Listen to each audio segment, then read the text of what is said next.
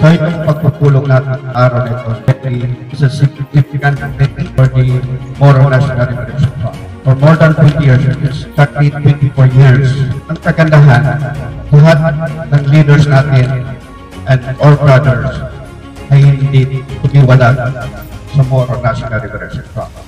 Ibig sabihin, andun yung pagmamahal sa organisasyon, andun yung commitment and determination to pursue the struggle for right to self-determination and the proper implementation of the 1996 Final Mission Plan. Kung meron tayong problema natin, dapat magbalik tayo sa Quran. Matagal ko na itong pinangarap. Simula nang pumanaw ang late father ko. Ang pangarap ko ay makita ulit ang Minilip Aswan.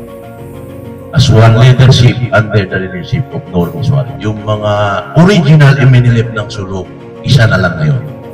Na tayo po lahat andito, isa lang ang nais po natin, lugod ang Allah subhanahu wa ta'ala sa atin. United we stand and we shall never fall. Ang nangyari kahapon na yun, hindi na babalik. Pero anak tayo ng araw na ito at bukas.